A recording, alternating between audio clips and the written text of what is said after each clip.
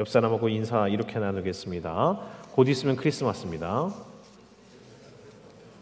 네, 그리고 한 번 더 인사 나누겠습니다. 크리스마스는 주님의 날입니다. 네, 그렇습니다. 크리스마스가 다가오면서 연말에 마음이 뒤숭숭해지는 분들 계실 줄로 압니다. 특히 연인이 있는 사람이나 없는 사람이나 괜히 가슴이 설레고 뒤숭숭해질 수 있는데 그러실 필요 없습니다. 왜냐하면 크리스마스는 주님의 날이기 때문입니다. 크리스마스는 연인들 연애하는 날 아니고 아니면 괜히 선물 받는 날 아니고 오직 예수 그리스도가 이 땅에 오심을 기념하여 예배드리는 날입니다. 그래서 크리스마스가 다가올수록 더욱더 경건하고 거룩하게 하나님 안에서 감사함으로 이 시즌을 연말을 보내시기를 주의 이름으로 축원합니다. 그럼 이제 예수 그리스도의 계시라라는 제목으로 말씀 나누도록 하겠습니다. 요즘에 한국 교회 그리고 교회의 상황들을 보면 좋지가 않습니다. 지금의 상황들을 보자면은 여러 가지들이 있는데 우선은 지금의 교회들의 어떤 현 상황을 보여주는 것 중에 하나의 상징적인 일이 있습니다. 그게 뭐냐면 미국의 크리스탈 처치가 있는데 혹시 아십니까? 저와 비슷한 나이 또래들이라면은 이 로버트 슐러 목사님의 크리스탈 처치를 한번 들어보셨거나 아니면 그분의 설교, 그 아워 오브 파워라는 그 설교 그 시리즈가 나왔었는데 그것들을 아마 보신 경험이 있을 줄로 압니다. 미국에서 가장 커다란 교회 중에 하나고 가장 큰 예산을 들여서 엄청난 그런 그 크리스탈 건물을 지었어요. 그래서 수많은 어떤 사람들이 몰려들었고 개신교 부흥의 미국의 상징과도 같이 여겨졌었던 곳인데 이미 그 교회가 2012년에 팔렸습니다. 교회가 망하게 되었고 카톨릭 오렌지 교구에게 팔려서 그 크리스탈 처치는 더 이상 개신교 교회가 아니라 성당 건물이 되어 버렸습니다. 레슬리 뉴비긴이라는 신학자의 말을 인용하자면 지금의 시대를 평가하기를 이미 지금의 시대는 다원주의에 깊게 물든 시대라고 결론을 내렸습니다. 과거에만 해도 모든 신념과 행위 그리고 어떤 규범에 관해서 기독교 정신이 밑바탕이 되어 있었고 그것이 사회를 움직이는 힘이었었는데 사회가 세속화되면서 더 이상 기독교 정신이 아닌 다원주의가 아예 기독교의 자리를 대체해 버렸습니다. 그래서 지금의 시대는 더 이상 기독교 친화적이 아니고 어떠냐면 오히려 기독교에 대해서 상당한 배타성을 갖고 있습니다. 그래서 이 다원주의가 사람들의 무의식 깊이 작용을 해서 이제는 많은 사람들 심지어 교회를 나오는 사람 가운데에도 어떤 생각이 밑바탕에 깔려 있냐면 무언가 한 가지만을 믿고 신뢰한다라는 마음 자체를 아둔한 것이고 무식한 것으로 여기게끔 만들어 버렸습니다. 이미 다원주의가 뿌리 깊게 우리의 사회를 잠식해 버렸다는 증거입니다. 이 가운데에서 유행을 잘 타는 한국 상황이 어떤가? 그 가운데서 한국 교회의 상황이 매우 심각하다고 봐도 좋습니다. 2012년 6개의 교단, 우리 대한민국을 대표하는 6개의 교단이 있습니다. 예장 합동이 있고요. 예장 통합이 있습니다. 그리고 고신이 있고 한국 기독교 장로회가 있고 감리교가 있고 성결교가 있습니다. 이 6개의 교단의 교인 총수를 2012년에 조사했을 때는 서치했을 때는 684만 3,436명으로서 통계를 냈습니다. 그런데 그로부터 10년 사이에 어느 정도가 줄었나 했더니 약 180만 명 정도가 교회를 떠나서 지금은 500만 정도로 보고 있습니다. 약 그때로부터 27%가 10년 사이에 교회를 떠나버렸다는 겁니다. 그 중에 특히 많이 줄어든 세대, 비율로 따졌을 때 많이 줄어든 세대가 있습니다. 그 세대가 어느 세대일까요? 그 세대는 청년보다도 더 많이 줄어든 세대가 있는데 중고등부였습니다. 10년 전에 중고등부가 19만 5,275명이었는데요. 2018년에 제대로 조사를 했을 때 11만 9,691명까지 감소했다라고 했는데 이 코로나 기간이 끝나면서 지금으로서는 10만이 안 될 것으로 추산하고 있습니다. 그러니까 절반 이상으로 절반 가까이 줄어든 겁니다. 그런데 대단히 안타까운 것이 무엇이냐? 한국 교계가 이렇게 심각한 상황 가운데 있지만 총회를 비롯해서 한국 교회는 이에 대한 마땅한 대책이 없다는 겁니다. 그리고 새로운 대비책을 방책을 내놓지 못한 채 그저 방관하고 있는 게 지금의 상황이라는 겁니다. 요한계시록을 기록한 시대는 로마 황제 도미티아누스 시대의 때입니다. 추정하기로는 주후 81년에서 96년 사이일 것으로 생각하고 있습니다. 이때의 기독교, 이때의 기독교의 상황이 어떤가? 로마의 정치적 상황을 보면은 그때의 상황을 조금 더 실감나게 알 수 있을 것 같아서 조금 설명을 하도록 하겠습니다. 이 도미티아누스 황제가 등극하기 전에 어떤 로마의 정치적인 상황이 있었냐면, 먼저는 네로 황제가 자살을 했습니다. 그래서 로마가 내란의 위기에 직면을 해 있었죠. 그 가운데 이제 세 명의 황제들, 갈바, 오토, 비텔리우스, 이 세 명의 황제들이 1년이 못 돼서 자살하거나 처형되거나 사라집니다. 그러니까 계속해서 황제가 난립하던 세 황제의 시대였죠. 이러한 상황 가운데에서 어떻게 되냐면, 네로가 이제 파송을 해서 유대의 반란을 진압했던 베스파시아누스가 이제 플라비우스 왕조를 출발시킵니다. 돌아와서 이제 로마를 평정해 버리는 거죠. 그리고 그의 아들 티투스가 유대 반란을 성공적으로 철저하게 진압하고 황제의 뒤를 잇고, 티투스가 자식 없이 2년 만에 병사한 뒤에 그의 뒤를 이어서 동생인 도미티아누스가 황제가 되는데, 이 도미티아누스 때에 이제 로마가 완전히 안정기에 접어듭니다. 그래서 네로 때 완전히 흔들렸다가 네로 이후로 다시 국력을 회복하고 안정이 되니까 사람들이 이제 황제 중심으로, 중앙 집권 황제 중심으로 다시 이제 로마가 공고하게 다져지고 있는 시대입니다. 이러한 정치적인 상황 가운데서 어떤 운동이 일어났냐면, 일부러도 있지만 자발적으로도 황제를 숭배하기 시작한 겁니다. 더 이상 로마가 흔들려서는 안 된다. 로마가 흔들렸더니 어떻게 됐냐? 그래, 우리 황제 중심으로 다시 뭉치자면서 아예 황제를 신격화하려는 행동들이 곳곳에서 일어나서, 곳곳에 자발적으로 황제를 숭배하는 그러한 어떤 그런 신전 같은 걸 만들고 황제를 신성시하고 신으로서 추앙하기 시작했습니다. 그래서 정치, 종교, 경제, 사회 모든 분야에 있어서 로마의 황제는 신이다라는 것을 몰고 가는 그런 분위기, 게다가 로마의 그 막강한 그런 정치적인 그리고 실제적인 그 힘, 이것들이 완전히 이제 그 전국에 있는 그 로마의 제국을 다스리기 시작하니까 여기에 이제 그 반하는 세력들을 절대로 용납하지 못하는 그런 분위기가 되어버린 거죠. 그래서 네로 때에도 힘들었지만 이 도미티아누스 때에는 오히려 네로 때보다 더 심했다라고 보는 게 이 지금 기독교에 대한 핍박사입니다. 그래서 어떤 상황이냐, 교회는 정말로 생사의 기로에 서 있었습니다. 더욱 심해진 핍박, 그것으로 끝나는 게 아니라 너희들이 황제에게 절만한다면, 이 황제의 사상을 받아들이기만 한다면, 그 하나님보다 황제가 더욱더 높은 신이란 것을 니들이 인정하기만 한다면 편하게 먹고 살 수 있게 해주겠다. 이런 막강한 유혹. 무릎만 꿇어라. 얼마나 편하냐. 너희들이 신앙을 버리라는 거 아니다. 그 하나님보다 황제가 더욱더 위대하다. 이 말 한마디만 해라. 머리 한 번만 숙여라. 넌 편하게 살 수 있다. 막강한 핍박과 막강한 유혹이 기독교인들을 계속해서 괴롭히는 가운데, 실제로 수많은 교인들이 이제 타협과 순응의 길로 가버리게 된 때가 이 도미티아누스 황제 때입니다. 그래서 교회가 매우 심각한 위기를 맞고 있고, 수많은 사람들이 황제에게, 교인들이었던 사람들이 무릎을 꿇고 배교를 하고 있는 상황, 이 가운데 요한계시록이 써집니다. 신앙을 지키는 사람들로서는 앞이 보이지 않고 눈앞이 캄캄합니다. 잠깐만 머리를 숙이면은 그래도 괜찮은 인생을 살 수 있을 것 같습니다. 순교자들이 속출하고 있고 배신자들이 속출하고 있습니다. 그때 하나님은 무엇을 하시나?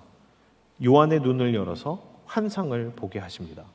그리고 요한에게 이 메시지를 전하라고 하십니다. 그게 우리가 읽는 요한계시록입니다. 요한계시록이 어떤 역할을 하는가? 이것을 묵상하면서 저는 한 사건이 떠올랐습니다. 그게 열왕기하 6장 8절에서 19절입니다.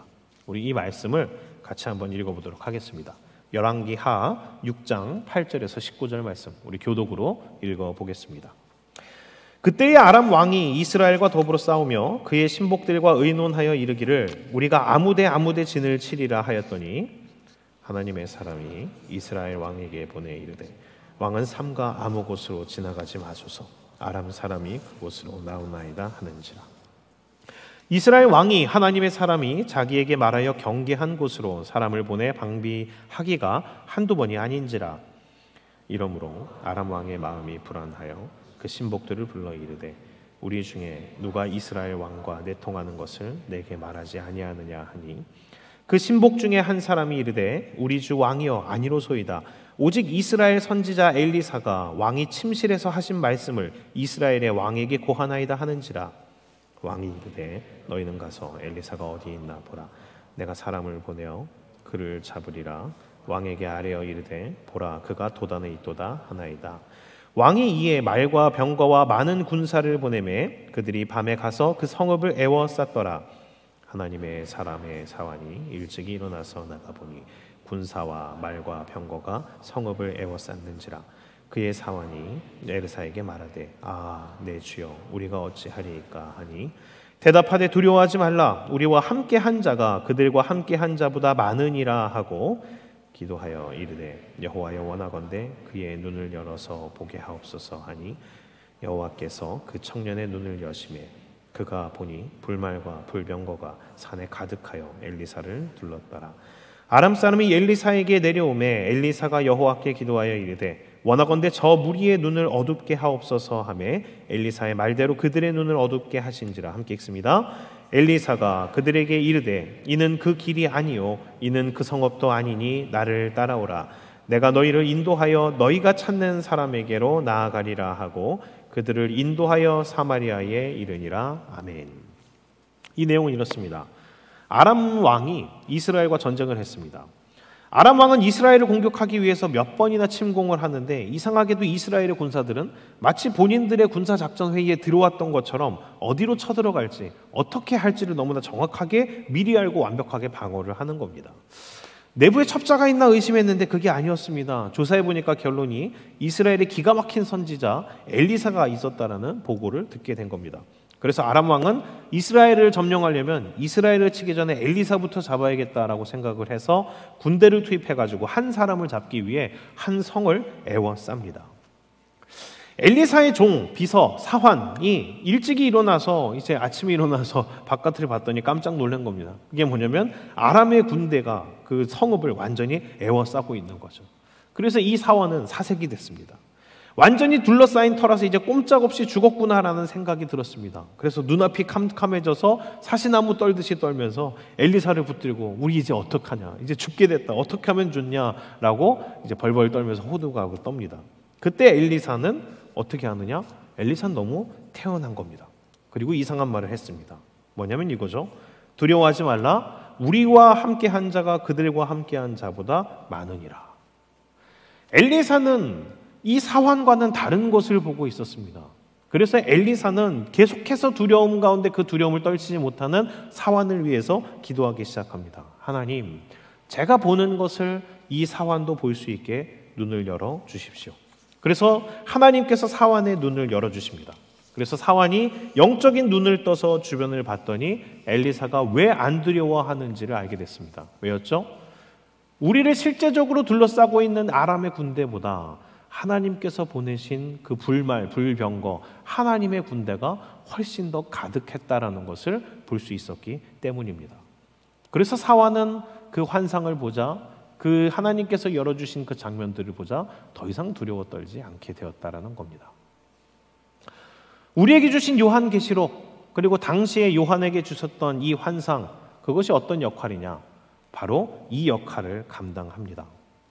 막연하고 멀리만 느껴지던 하나님과 하나님 나라를 하나님께서 미리 요한에게 보여주심으로 닥친 현실 가운데 막막해하며 절망하고 있는 성도들에게 담대할 수 있는 용기를 주시는 겁니다. 오늘 말씀해 보면 요한이 성령에 감동되어서 놀라운 신비로 보여지고 있는 환상과 말씀에 대해서 기록하고 있는 것을 볼 수가 있습니다. 그는 현재 반모섬에 유배되어 있는 몸이지만 너무나 생생하게 만져질 듯 보여지는 그 하나님의 장엄한 현장을 목격하고 있습니다. 여기서 우리는 이 요한의 심정을 한번 헤아려 볼 필요가 있습니다. 현실적으로는 수많은 백성들이 황제에게 무릎을 꿇고 있습니다. 믿었던 친구들마저 배교하면서 교회를 떠나가고 있습니다. 지금 당장 자신조차도 반모섬에 유배되어서 이 강제 노역을 하고 있고 수많은 사람들과 함께 자기조차도 언제 순교당할지 모르는 상황입니다. 그러나 그때 놀라운 영광으로 임재하신 예수 그리스도를 두 눈을 들어 보게 됩니다. 뿐만 아니라 이어지는 환상 속에서 천군 천사와 온 우주 만물이 주님 앞에 엎드려 예배드리는 것을 봅니다. 그리고 새 하늘과 새 땅을 봅니다. 현실은 너무나 어려움 가운데 있지만 하나님께서 보여주시고 약속하시는 것들, 생생히 보여지고 만져질 것 같이 보여지는 그 하나님의 영광을 접하게 됐을 때 요한의 기분은 어떠했을까요? 오늘 이 요한계시록 1장에 간략하게 요한계시록을 쓰게 된 계기가 짧게 나와 있는데, 이 분위기가 어떠했을지를 보다 더 생생하게 알려주는 자료가 있습니다. 그래서 그것을 찾아왔습니다. 지금 성경의 반모섬이라고 부르는 곳이 사실 지금 그 터키의 관광을 가보시면 에베소에서 약 57km 떨어진 그 섬으로 파트모스 섬이라는 곳으로 관광지로 이미 개발이 되어 있습니다. 그래서 여러분들이 원하시기만 하면 언제든지 성지순례로 터키의 7교회를 다 보실 수가 있고, 에베소에서 배를 타고 가서 이 파트모스 섬까지도 관광을 하실 수가 있습니다. 그래서 거기에 파트모스 섬에 가면은 여기에 뭐가 있냐면 이 계시동굴이라고, 이 요한이 실제로 계시를 받았던 그 자리를 기념해서 사람들이 볼 수 있도록 해놓은 장소가 여전히 남아 있습니다. 거기에 보면은 이 그 박물관 같이 잘 꾸며놓고 거기에 이 받게 된 상황에 대해서 기록해 내려오는 것들이 있는데, 그리스 정교회에서 이제 그곳을 관리하고 있고, 그 가운데 이제 계속해서 그 요한이 이 요한계시록을 기록할 당시의 상황을 전승으로서 내려오는 그 기록물들이 이 수도자 디오니시우스가 정리한 12세기의 비잔틴 그림 안내라는 책에 계속해서 내려오고 있습니다. 그래서 그 책에 보면 사도 요한이 계시받았던 그 경이로운 순간에 대한 분위기를 읽을 수 있게끔 그 기록물이 있는데, 그것을 제가 한번 읽어드리도록 하겠습니다. 그래서 요한계시록과 같은 내용들을 얘기하지만 주변의 분위기를 조금 더 상세하게 알려줄 수 있으니까 이 부분을 한번 좀 잘 들어보셨으면 좋겠습니다. 제가 그 책에 적힌 전문을 읽어드리겠습니다. PPT 나오나요? 예, 제가 그 부분을 발췌해서 읽어드리겠습니다. 요한은 미론의 집에서 아침 예배를 드리고 기도하기 위해서 프로코로스, 우리 지금 신약성경에 브로고로라는 이름으로 나옵니다. 요한의 제자입니다. 프로코로스와 함께 채석장에 있는 동굴에 왔다. 무릎을 꿇고 기도하고 있는데 갑자기 등 뒤에서 커다란 음성이 들려왔다. 요한은 깜짝 놀라 당신은 누구십니까? 라고 물었다. 음성은 세 갈래로 갈라진 천정의 바위 틈 속에서 나팔 소리와 함께 울려나오고 있었다. 나는 알파와 오메가라. 이제도 있고 전에도 있었고 장차 올 자요 전능한 자이니라. 요한의 온몸은 사시나무처럼 떨리고 있는데 하얀 절벽에 타오르는 불꽃 가운데 7 금촛대가 나타났다. 그리고 그 금촛대 사이로 한 사람의 모습이 나타나고 있었다. 그는 끌리는 옷을 입고 가슴에는 금띠를 띠었는데 그 머리털은 양털처럼 휘었고 그 눈은 불꽃같이 타며 오른손에는 7 별을 갖고 있었다. 두려워 말라. 나는 처음이요 나중이니 곧 산자라. 내가 전에는 죽었노라. 볼지어다 이제 세세토록 살아있어 사망과 음부의 열쇠를 가졌노니 그러므로 내 본 것과 이제 있는 일과 장차 될 일을 기록하라. 요한은 옆에서 기도하고 있는 프로코로스를 보았다. 프로코로스, 너는 급히 가서 가죽 종이와 쓸 도구를 준비하여 오너라. 지극히 높으신 이의 계시를 기록해야 한다. 프로코로스가 필기도구를 가지러 간 동안 7 교회의 비밀들이 나타나기 시작했다. 암벽에 나타난 환상들은 교회의 문제들을 보여주고 있었다. 복음을 불순종하는 자들에 대한 책망과 복음을 충성스럽게 믿고 순종하는 자들에 대한 상급을 말씀하셨다. 그리고 성도로 부른 자들을 거룩하게 하시는 하나님의 열심을 드러내셨다. 거룩은 모든 하나님의 피조물들을 보존하고 유지하는 원동력이다. 그러나 죄로 인해 이 거룩한 하나님의 피조물들은 파괴되었다. 공의로우신 하나님은 모든 악의 근원들을 철저하게 회파하시고 거룩을 회복하시는 장엄한 일들을 보여주시고 있었다. 프로코로스가 돌아오자 요한은 그가 본 환상들과 들려오는 하나님의 음성을 들려주었고, 프로코로스는 요한의 말을 빠르게 기록하기 시작했다. 하나님께서 죄로 더럽혀진 땅의 모든 것을 심판하신 후에 하늘이 열리고 백마를 탄 예수 그리스도가 나타났다. 그가 입은 세마포에는 충신과 진실이라는 글씨가 선명하게 쓰여 있었다. 피 묻은 옷에는 하나님의 말씀, 다리에는 만왕의 왕이요 만주의 주라고 쓰여 있었다. 그를 따르는 군대가 거짓 선지자들을 유황불못에 던지고 천사들은 마귀를 결박하여 무저갱에 던지고 열쇠로 잠그어 버렸다.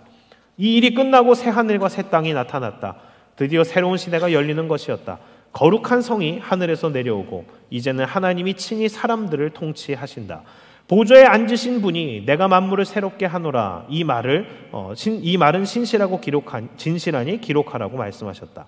하나님의 장막이 사람들과 함께 있으며 전쟁이나 사망이나 고통하는 것이나 곡하는 것이나 아픈 것이 없어지고 오직 사랑과 평화만이 가득하였다. 생명수 강이 흐르고 하나님이 친히 통치하는 영광의 도시를 본 요한은 기뻐서 어쩔 줄을 몰라 했다. 실로 놀라운 영적인 경험이었다. 곁에서 받아쓰고 있던 프로코로스도 환희에 가득 차 있었다. 주의 음성이 다시 들려왔다. 내가 진실로 속히 오리라. 요한은 두 손을 높이 들고 큰 소리로 부르짖었다. 아멘. 주 예수여 어서 오시옵소서. 요한계시록을 보는 데 있어서 우리는 여러 가지 자세를 취할 수 있습니다. 이 요한계시록에 나오는 여러 가지 이미지와 상징들을 낱낱이 분석해 볼 수도 있고 또 시대와 역사 가운데에서 묘사된 부분이 상징하는 바를 해석해 볼 수도 있을 겁니다. 그러나 그런 부분적인 접근에 앞서서 우리가 요한계시록을 온전하게 이해하고 온전하게 받아들이는 방법은 그 시대에 믿는 자들과 오늘날 우리에게 주시는 하나님의 뜻이 무엇이었을까를 묵상해보며 그 하나님께서 요한계시록을 주신 가장 중요한 본래의 목적이 무엇인지를 생각해보고 전달하고 있는 그 상황 자체를 있는 그대로 느껴보는 게 좋습니다. 이 요한이 느꼈던 것과 같이 이 요한이 이 환상을 보고 느꼈던 그 감정과 같이 요한계시록을 보는 것, 그것이 가장 바르게 요한계시록을 해석하고 받아들이는 방법이라는 겁니다. 우리는 이 환상을 일일이 풀어서 설명할 필요가 없이 오늘 말씀을 듣고 읽으며 이 분위기와 상황들을 받아들이며 우리는 동일하게 느끼게 되는 것이 있습니다. 그것이 무엇인가? 결국 하나님께서 승리하시는구나. 하나님께서 우리의 손을 들어주시는구나. 이 하나님을 믿는 백성들이 승리하는구나. 하나님의 새하늘 새 땅, 하나님 나라가 완성되는구나. 요한계시록이 얘기하는 것은 어떤 특정한 때에 추적하고 이 환상을 풀면 갑자기 무언가를 알게 된다, 이런 것이 아닙니다. 요한계시록을 주신 것은 아무리 힘들고 어려운 상황일지라도 반드시 기억해라. 예수 그리스도가 이미 승리하셨다. 하나님 나라가 도래한다. 그분이 다시 오신다. 너희들이 모든 믿는 자들은 그 나라 가운데에서 함께 영광을 맛볼 것이다. 이것을 약속하고 눈에 보이기에 우리 손에 잡히게끔 보여주는 것이 바로 요한계시록이라는 겁니다. 말씀을 정리하겠습니다. 오늘은 말씀을 중심으로 요한계시록의 가장 중요한 역할에 대해서 보여주었습니다. 그렇게 안 되는 이유가 있습니다. 왜냐하면 이 요한계시록에 대해서 잘못 접근함으로 엉뚱한 대로 흘러가 버리는 교인들이 너무 많기 때문입니다. 어떤 사람들은 이 요한계시록을 통해서 자꾸 미래의 사건을 점치는 데 사용하려고 합니다. 그런데 요한계시록은 토정 비결이 아닙니다. 예수님이 어떻게 말씀하셨죠? 내일 일을 염려하지 말라고 하셨습니다. 주님은 우리가 미래에 대해서 얼마나 아느냐 모르느냐에 대해서 전혀 관심이 없으십니다.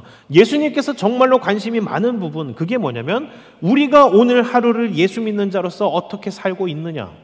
예수님은 이것에 관심이 많으십니다. 또 어떤 사람들은 요한계시록을 성경을 해석하는 어떤 비유풀이 도구로 사용하려고 합니다.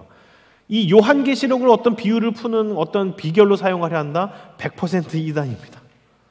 요한계시록은 성경을 여는 열쇠가 아닙니다. 성경 전체를 제대로 이해하는 열쇠는 오직 예수 그리스도입니다. 우리의 좋으신 하나님께서는 예수 그리스도를 통해서 구원에 관한 모든 비밀을 이미 알려주셨습니다. 충분히 알아들을 수 있도록 설명을 하셨습니다. 그렇기 때문에 구원과 믿음에 대해서 제대로 교리를 이해하려면 요한계시록이 아니라 무엇을 봐야 되는가? 예수님이 직접 말씀하신 그 말씀의 내용과 행적을 설명하는 복음서를 보셔야 됩니다. 그리고 교리를 조금 더 이해하려면 그 교리를 풀어서 설명한 서신서를 보셔야 됩니다. 요한계시록은 어떤 목적이냐? 손에 잡히듯이 보여지는 환상을 통해서 분명히 이긴다. 이것을 기억해라라는 걸 보여주기 위한 하나님의 비전이었던 겁니다. 그래서 요한계시록을 볼 때 가장 바르게 듣는 방법, 이것을 모 신학자는 이렇게 설명하였습니다. 요한계시록을 어떻게 봐야 되나요? 이렇게 얘기했습니다. 어린아이가 잠자리에서 할머니, 할아버지의 이야기를 듣듯이 그냥 있는 그대로 처음부터 끝까지 그냥 들으시고 그때 느껴지는 마음을 간직하시면 됩니다. 이게 요한계시록을 듣는 가장 좋은 방법이랍니다. 말씀을 정리합니다. 요즘 어떻게 지내십니까? 한국교회 상황을 보면서 혹시 한숨 지으십니까? 아니면 여러분들의 있는 자리 가운데에서 외롭게 신앙생활을 혼자 하고 있다는 생각이 드십니까? 아니면 교회에서 봉사하다가 좀 때론 지쳐서 모든 걸 내려놓고 싶은 그런 충동에 빠지십니까? 오늘 성경을 통해서 요한에게 주님께서 말씀하신 것, 그리고 우리에게 말씀하신 것은 동일합니다. 예수님께서 곧 오십니다. 그리고 우리의 끝은 예수 그리스도와 함께 승리하는 것입니다. 이것보다 더한 위안은 없습니다.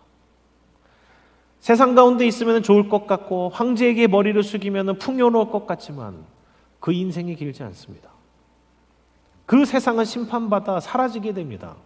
결국 우리에게 남을 수 있는 가장 영원한 것, 진실된 것, 가장 확실한 것, 예수 그리스도 그 이름밖에 없습니다. 다른 것으로 충족하려 하지 마십시오. 다른 것으로 만족하려 하지 마십시오. 예수 그리스도는 충분합니다.